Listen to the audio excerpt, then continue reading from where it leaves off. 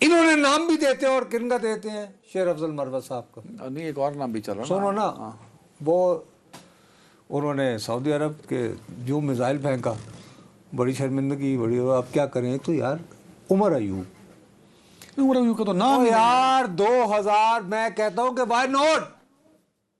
بھائی صاحب شوکت عزیز کے تھرو آؤٹ یہ ڈپٹی منسٹر رہے ہیں خزانہ کے 5 سال.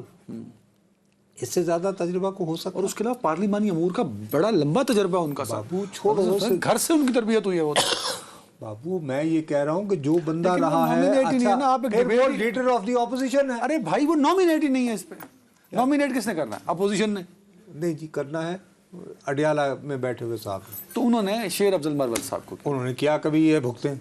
ایک اہم کمیٹی ہوتی ہے جسے PAC کہتے ہیں, پبلک اکاؤنٹس کمیٹی. آپ ہنس رہے ہیں, بڑی امپورٹنٹ کمیٹی. ہلچل نہیں ہے. میں تمہیں دیانتداری سے کہتا ہوں کہ پبلک اکاؤنٹس کمیٹی جی اس کی اتنی بے وقوتی جو ہے.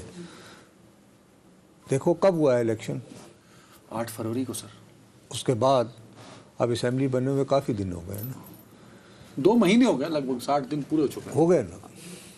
دیکھیے صاحب, یہ جو پورا یہ دال دلیا ہے جمہوریت نامی, یہ کس چڑیا کا نام ہے کہ بادشاہ کا جو دل کرتا تھا وہ آپ پہ لگا لیتا تھا کہ جی یہ آپ مالیہ دیں گے, یہ محاصل ہوں گے. اس کے بعد بادشاہ کی مرضی کہ وہ اپنی چہیتی بیگم کی یاد میں تاج محل بنا رہا ہے. ٹھیک, یہی کام جو ہے وہ برطانیہ میں بھی ہو رہا تھا. تو برطانیہ کے عوام چلتے انہوں نے کہا یار یہ جس دن بھی بادشاہ کو جو ہے اس کو کوئی آتا ہے وہ ہماری چمڑی بھی ادھیڑ لیتے ہیں. پھر جناب ایک تحریک چلی اور وہاں پہ ایک نعرہ تھا, نو ٹیکسیشن وداؤٹ ریپریزنٹیشن. یس سر, یہ باقاعدہ تحریک چلی نا, نو ٹیکسیشن وداؤٹ ریپریزنٹیشن.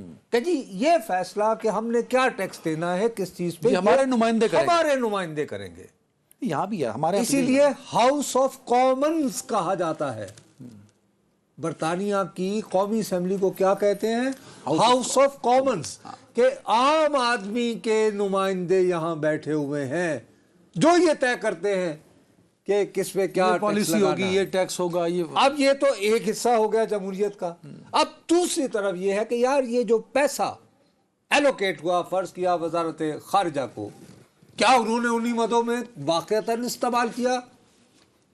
تو اس کی آڈٹ رپورٹس ہوتی ہیں اور وہ جاتی ہیں اس کمیٹی. اب جب ان میں محبتیں بہت سچیاں تھیں ایک زمانے میں, جب بھی کبھی مارشل لا لگتا ہے تو سیاستدانوں میں باہمی محبتیں بہت بڑھ جاتی ہیں. تو میثاق جمہوریت نامی ایک شے ہوئی تھی, اس میں یہ فیصلہ ہوا تھا کہ صاحب PAC پبلک اکاؤنٹس کمیٹی کا چیئرمین ہمیشہ اپوزیشن سے ہوا کرے گا. اچھا, یہ وہ لندن والا میثاق جمہوریت اس میں طے ہوا تھا محترمہ بے نظیر صاحبہ نے, اور نواز شریف نے طے کیا. پہلے پاکستان کی صرف ایک اسمبلی تھی جہاں پر یہ باقاعدہ ان کے رولز میں تھا, جس کو اس زمانے میں صوبہ سرحد کہا جاتا تھا کہ جی اسمبلی کی جو لیڈر آف دی اپوزیشن ہوگی یا ہوگا وہ PAC کا چیئرمین. اچھا, انہوں نے رول بنایا ہوا تھا کہ ادھر KP کے سرحد میں. ٹھیک ہے.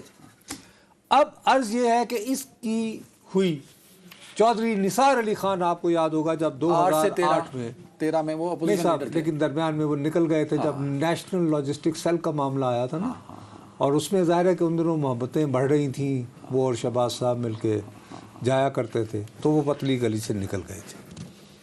ہیلو, آخری منٹ ہے, اب آ جائیں. اب